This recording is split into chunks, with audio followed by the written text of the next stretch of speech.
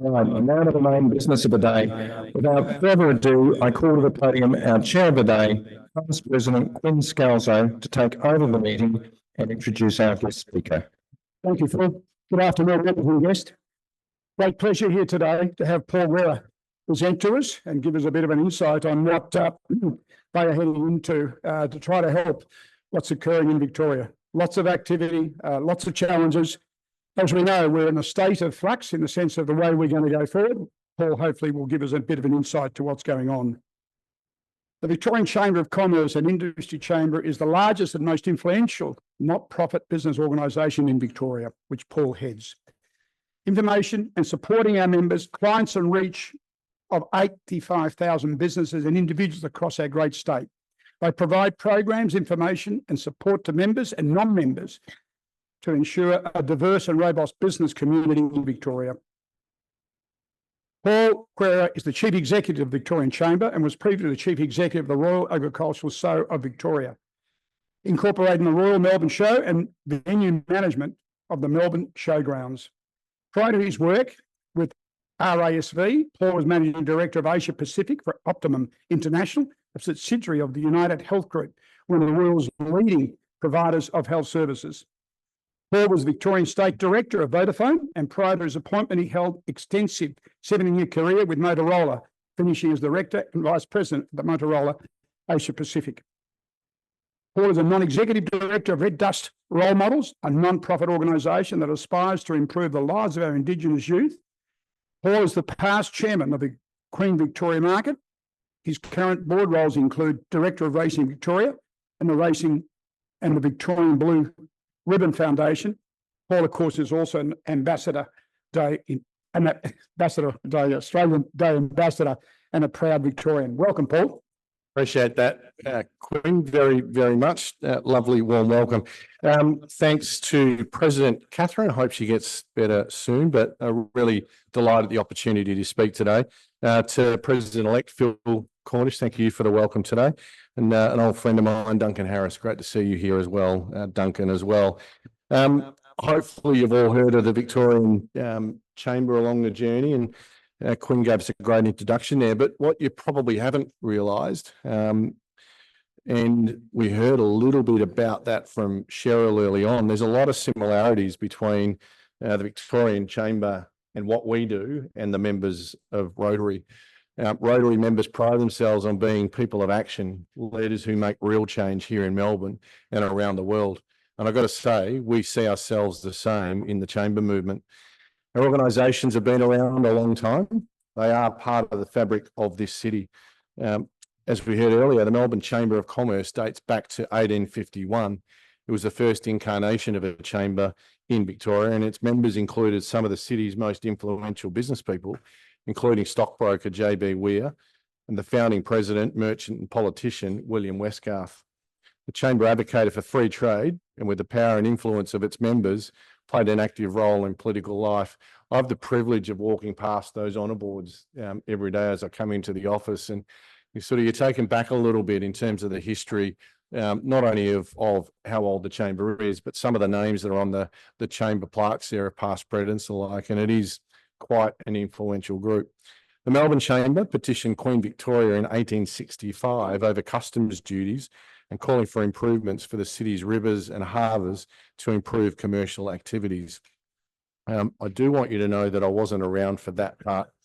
So, the Melbourne Chamber, you've probably heard, is merged with the Committee for Melbourne. We've done that quite deliberately to create a better future for both Melbourne and Victoria. Together, we're stronger, with Greater Melbourne set to reach 6 million and already Australia's largest city. We strongly believe this is a time for our business, education, creative arts and not-for-profit leaders to work closely together.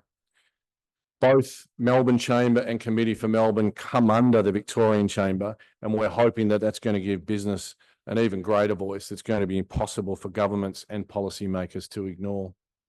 As you know, the Melbourne City Council election is just weeks away now. We are in discussions with the candidates. In fact, all bar two have come to see us so far, which is a really positive sign. We encourage all the candidates to come and talk to us. We're really interested in what they stand for in relation to business. We need to see Melbourne come back to that hub of business. Our view, Lord Mayor has a golden opportunity to help Melbourne reclaim its position as the most livable city in the world. And it's time for action on delivering projects on time and on budget. We're kind of done with the promises and the seemingly senseless ongoing talk about what might be possible. Let's actually get something done. And let's start by fixing transport and the accessibility issues into and through the CBD, improving the safety of the CBD and improving cleanliness. We believe they're the imperative, and we need to get back to basics in this city. Our view, and one of the Lord Mayor-elects has decided that a business board is a good idea, and they've asked me to chair that, which I've accepted to if they get elected. But our view is a weekly meeting should be introduced between business leaders, police, service providers, such as the Salvation Army and others, residents and state government, to really form a strong action plan for how we're going to recover the CBD. And wouldn't it be great for our city to end up with a must-see icon or attraction, which is the same status of the Sydney Harbour Bridge, the Eiffel Tower, which of course is on everybody's mind, Big Ben and the Statue of Liberty. An attraction that draws visitors, but not only that, an attraction that when you see the photo of it, you straight away think of Melbourne in the same way that we do with the Eiffel Tower and Sydney Harbour Bridge. Could it be at Docklands? My view is something needs to happen at Docklands. It's a wasted opportunity, and the stationary wheel casts the wrong shadow in that area. Let's create and make a plan and deliver on it to turn that area into what it should be, an entertainment, business and tourism mecca that will attract business, workers, residents and tourists alike. I've had a bit to do with the ABBA Voyage team, and you'll hear speculation around that. I am hoping it comes to Melbourne. ABBA told me they want to come to Melbourne, so let's see if we can make that happen. But it might be a great opportunity down at the Docklands to put a year-long activation down there. We'll also look at Fisherman's Bend. It sits there as an inspirational business precinct. It should attract business. It should attract universities. It should attract TAFEs. And it should have a clear focus on growing global opportunities for defence, aerospace and renewable opportunity. It's time to look forward in a collaborative way between business and the university sector, TAFE sector and governments as well. With the events capital, that's one of the things we love about Melbourne. We can't be complacent though. The other states have kind of picked up the beauty of events, and we gave them the leg up through COVID when we shifted the grand final to both Perth and then into Brisbane. They got a sense of what we've already known, that events drive great economic outcomes for cities. If you look around, Adelaide's Gather Round, I wasn't sure about it last year. I had to go and have a look this year. It's amazing. You do get a chance, go and have a look there. The Magic Millions, some of you know my connection to racing as well. I think they've done really well in terms of creating those events. Victoria has to keep on its toes, and in particular, Melbourne has to keep on its toes, because we know the major events that we have here hang off the city's edge. What's next for us? We're lucky to have the Australian Open locked in for as long as it is. The Spring Racing Carnival, not far away now, the Grand Prix. Of course, the grand final is locked in for another 40 odd years as well. They're locked in, but what next? What can we do to really inspire the next generation of events and do something differently as well? Our view, it's not just sporting events though. It should also be business events. In just over 12 months' time, Melbourne will host the 14th World Chamber Congress ever run. So we'll have leaders from Chambers of Commerce, and hopefully our friends from Canada will join us for that one as well. Leaders of commerce, leaders of business, leaders of chambers and governments all coming together in Melbourne in September next year. There's untold opportunities in trade and tourism, and we're delighted to have secured that. It is the Olympic Games of business. It will bring the eyes of the business world onto Melbourne for that particular time as well.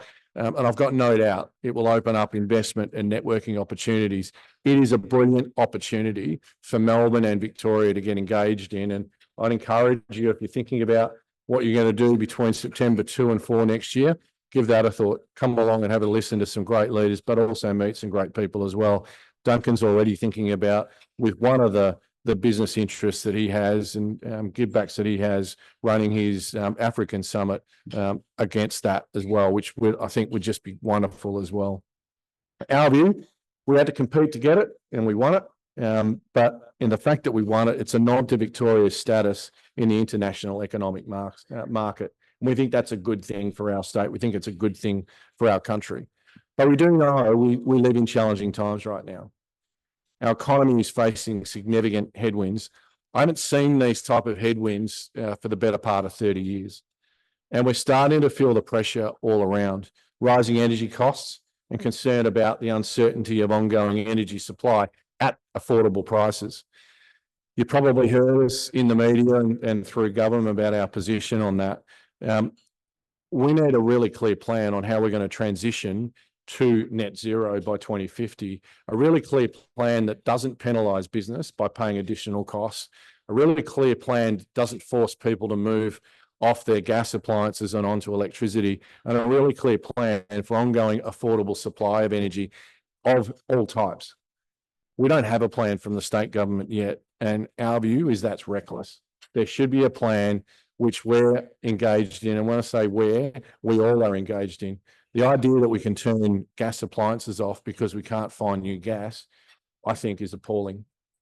And it needs to be fixed because we're paying more for energy and we shouldn't be paying more for energy in what continues to be the lucky country. Beyond that, we're also dealing with challenges like skill shortages, higher interest rates, and there's, I think, a very real chance that it goes up one more time before it comes down again. And that has a very big impact on ability to operate businesses. Not only are your costs going up, but unfortunately, your consumers, your customers, because they have less to spend, are spending less. And it's not because they're living largesse. When you look at groceries that have gone up, when you look at petrol that's gone up, when you look at energy that's gone up, the basics have all gone up, meaning they've got less in their pocket to spend. And I think everybody's feeling that pinch. Interestingly, in the past 8 weeks, I've been in Europe, I've been in UK, and I've been in New Zealand.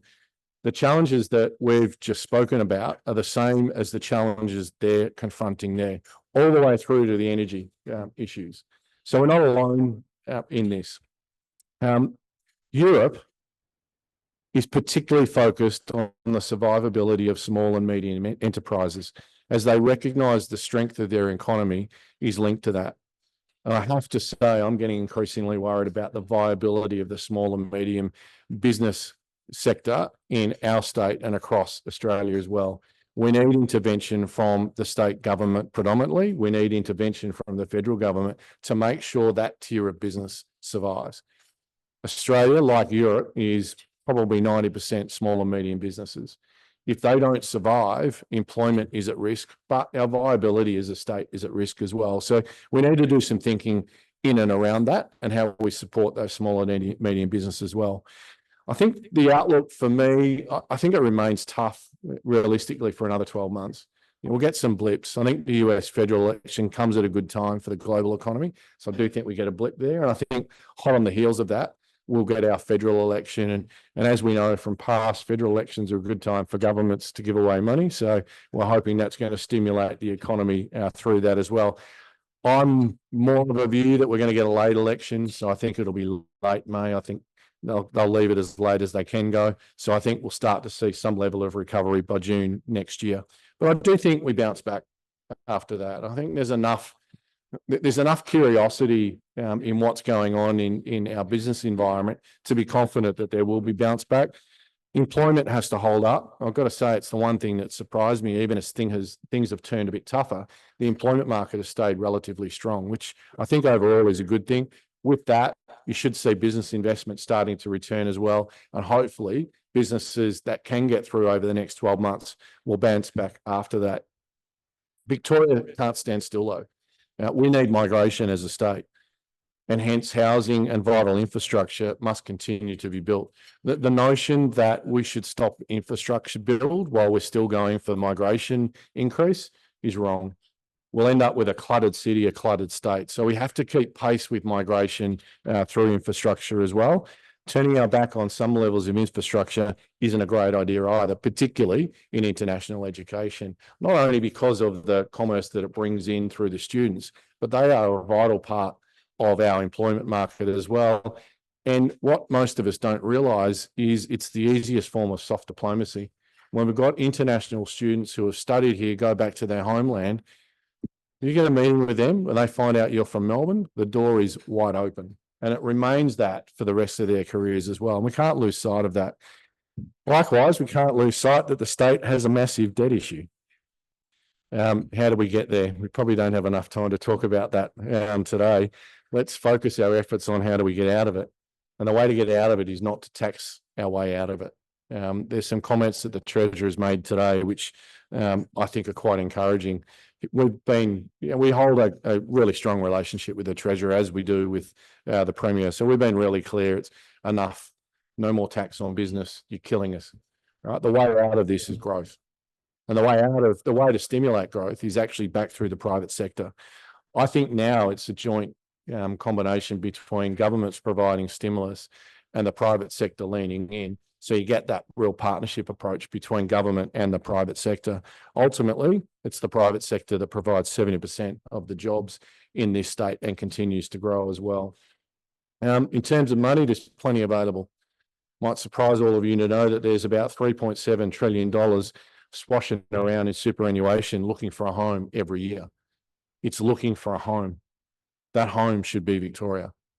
And that home should match up superannuation with the private sector in combination with the government in terms of what can be built. That we've got a housing crisis can be solved in the money in superannuation. Yes, they need a return and they should get a return. Ultimately, we want a return because it's our superannuation money. Likewise, business should be able to make a profit. We go broke if we don't make a profit, and we shouldn't apologise for that. The combination needs to come together with superannuation, with the private sector and government to make sure that that can happen. I reckon as a business sector, we've weathered a lot of storms. From the economic downturn to the unforeseen disruptions which we've seen over the last few years, we faced them head on. And what got us through is that combination of innovation and relationships. We've always had a growth mindset in Victoria. And if I go back to the opening, it was all around that innovation and prosperity piece. And I think we've got to keep that mindset front of mind if we're going to get through this. We've been here before. If you go back 40 years, the similarities, 30 years, the similarities are very, they're quite similar to what we faced back then. High debt issue and a worrying concern about where Victoria played on the Australian marketplace, but also the international marketplace. We bounced back. We bounced back because there were people willing to get involved. We can bounce back again. But it's my view that we bounce back because Victoria has that special ingredient called relationships. We know it better than any other state. In fact, we probably know it better than anywhere else in the world. And relationships matter. Relationships between the private sector and the state and federal governments matter. We play a role at the chamber, as you've probably seen. Our view is that we adopt a solution focus at every turn. Yeah, we can complain as good as anyone else. I don't think that helps. Our view is to point out where we think something isn't done the level that it should be, but provide an alternate, provide a solution to a problem. And we've had success in doing that as well. Our view, the more we do that as a collective, the better it's going to be. And that drove some of the thinking behind the Committee for Melbourne and Melbourne Chamber merge as well. Relationships, I'm sure, matter for you. That you gather every week is a credit to you all. That you bother to share stories is a credit to you all. It's building relationships. And out of that comes the right ideas to take not only Rotary forward, but your communities forward, and ultimately the state come forward as well. I encourage you to keep fostering those relationships, not only here, but across the business sector as well. And that's why I was delighted to accept the invite today. You're an important part of it. You're either in business or have been in business. You'll have ideas. We need your ideas. And we're open doors in terms of taking those ideas and putting them into play as well, because our view is if we foster those relationships, it'll hold us in good stead. So as you keep doing, be genuine and be giving. I've got no doubt those relationships, and as you invest in them, will come back with interest as well. Finally, from our side, we're taking a very active role in the business input to the state government's economic statement. I've been to 2 of the sessions so far, chaired one of them.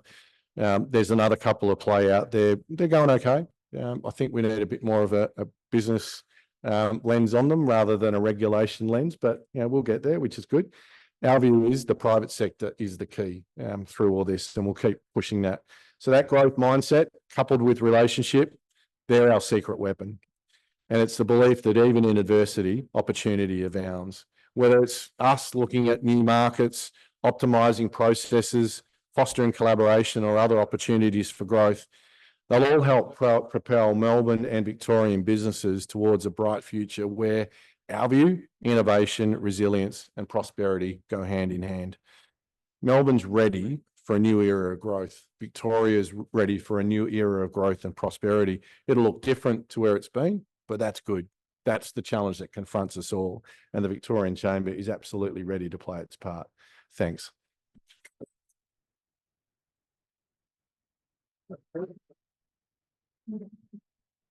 Paul's been kind enough to take some questions, so I'll grab a mic. Oh, Karen, would you be kind enough to stand up, Tony, and introduce yourself and ask the question? Also, if I could remind people that the online question can signal or post in that chat if they'd like to ask a question. Thank you. No, Karen might help you out, Tony. You might have been on. That better? Okay, we're good. I think. Yeah, that was on. Where you go, Tony? Yeah, look, Paul, thanks I've lived in presentation. Collins Street for 23 years now, and over that time I've seen great increases in residents, but also a gradual decline in other areas. And when I looked into this, I discovered that I needed to find out whether I talk to the state government, the city council, Vic Roads. There are multiple agencies, transport operators that have a role to play and not joined up. How is it going to get joined up? Great question, Tony. There's a simple answer for that. I mean, I think we just look back to the City of Melbourne. They should be the coordinating entity for all of those agencies that operate in and through the City of Melbourne. It shouldn't be that complicated. If we want the city that we're proud of, then the City of Melbourne need to take responsibility for it. And we're clearly hoping that the next Lord Mayor is wired the same way that we are, that starts to understand that if we want the city to return, if we want people to return, there's some fundamental issues that need to be addressed. That being one of them, the cleanliness, the safety, the accessibility. Every entrance point to the CBD at the moment is down to a single lane. And if you're trying to go through the city at a busy period, good luck. It's taken me more than 45 minutes. Our office is in the Westpac building, so right in the heart of the city. It's taken me 45 minutes on more than one occasion to get down to Docklands. It's ridiculous, right? These are fundamentals that must be fixed. And the new Lord Mayor, let's hope we get the right Lord Mayor. The new Lord Mayor must have that high on their radar.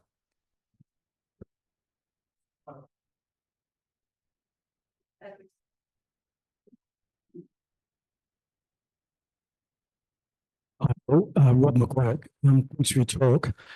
I just wonder if you can provide any clarity about the current government's thinking in terms of property. By the time they've introduced congestion levies, increased land tax, they've got windfall gains tax on properties. Obviously, they're trying to recover revenue, as they've said, from property. But then also in a recent redevelopment in North Melbourne, the Arden Street precinct, they've zoned the commercial development 60% commercial.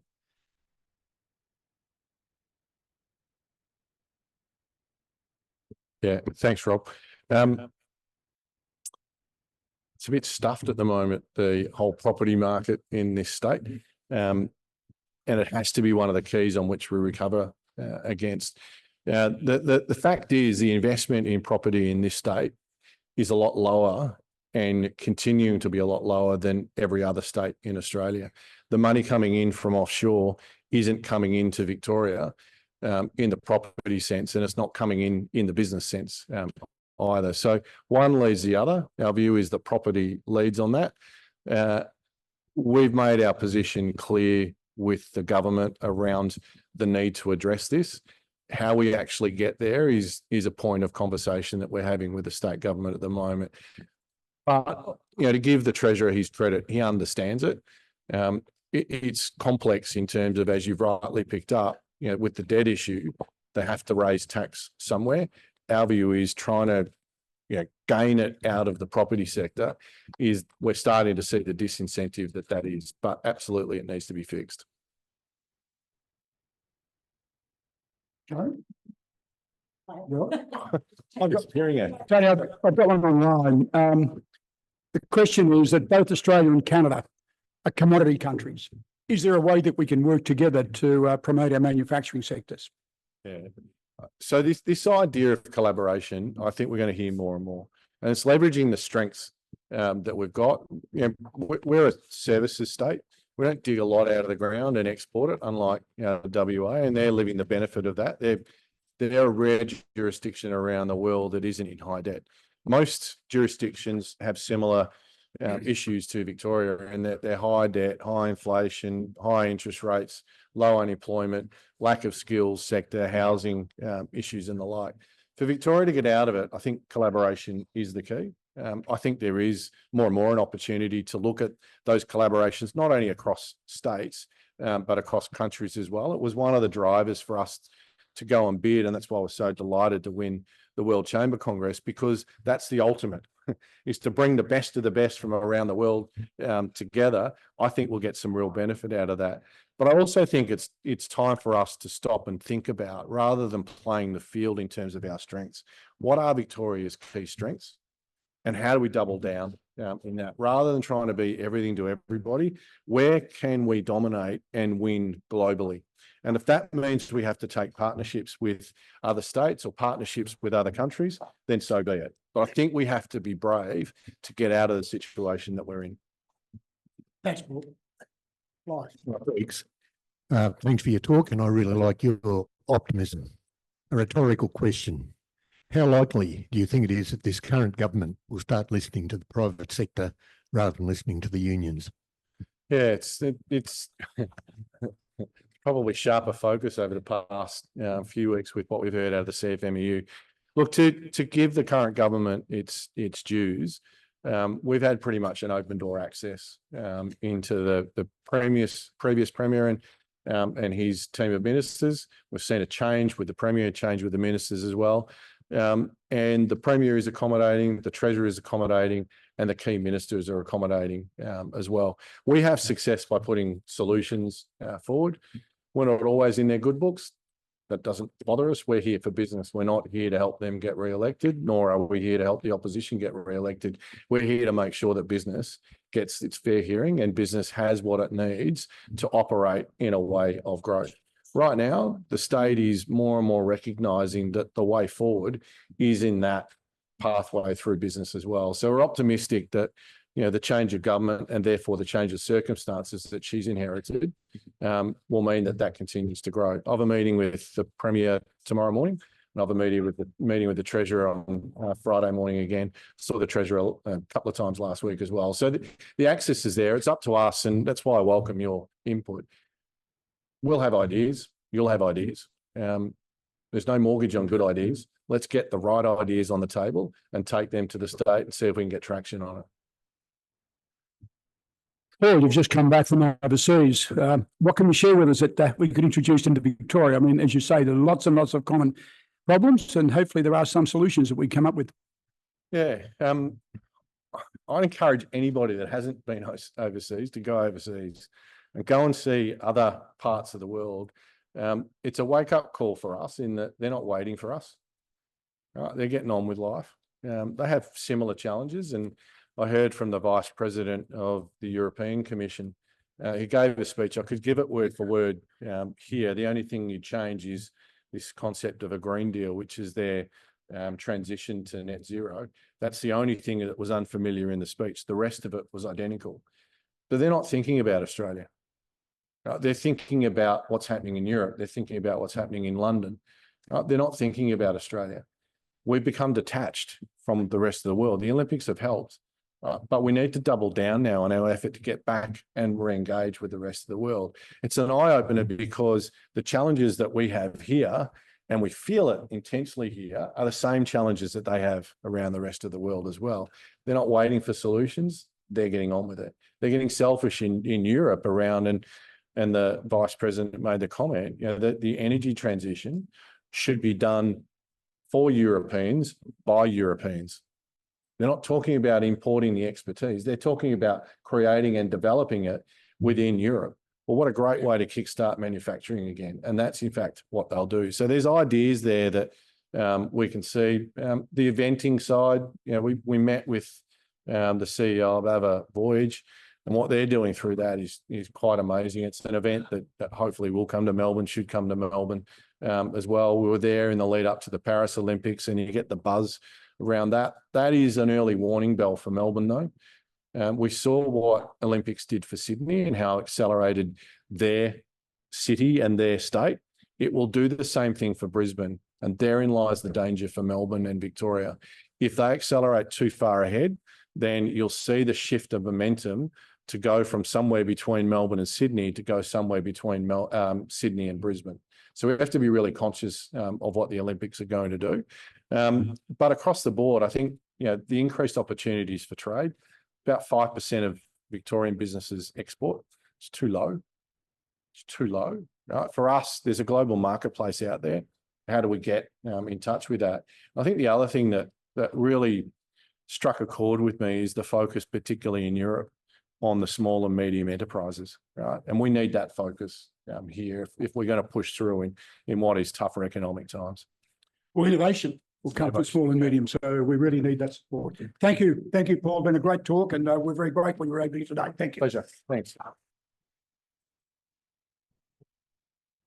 Thank you. There's a story behind that small gift. The socks are limited edition 2023 convention socks. You know, we had a convention last year. Yeah, it was great. They're 200 Australian made by our Preston very own Phil Endersby.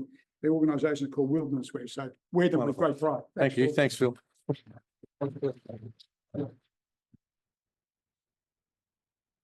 In closing, I'd like to thank our visitors and guests for attending today, and our international guests all the way from Osaka. We thank to our MC, Karen Kim, and for the reflection by Cheryl Lacey, and our lunch setup and reception teams for their weekly effort in making this meeting happen.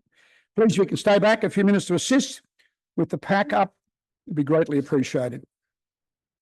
A reminder, our next meeting is tonight, possibly the first ever double meeting Wednesday. It's our monthly evening meeting and will be held at the University of Melbourne Parkville campus. It's a booked out event, and these who have registered to volunteer with the University of Melbourne Rotaracts will meet at 6 p.m. for a night of packing for a meal. Each year, volunteers from across the Rotary network produce, seal and box approximately 150,000 meals for distribution the following year. Some of these have gone all the way to the Ukraine. The complete items will be shipped to the relevant countries required relief food, and over 500,000 meals so far have been delivered.